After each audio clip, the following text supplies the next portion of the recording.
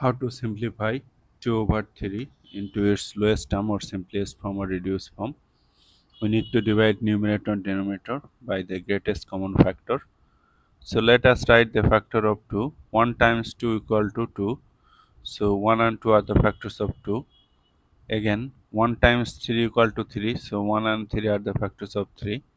Here the greatest common factor between these two numbers is 1.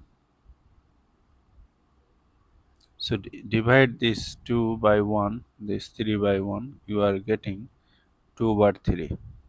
Actually, this 2 has two factor, 1 and 2. 1 and digit itself, so 2 is a prime number. If you get any prime number, either in numerator or denominator, the greatest common factor must be 1. That is, you will get the same fraction as a result. So 2 over 3 is the lowest term.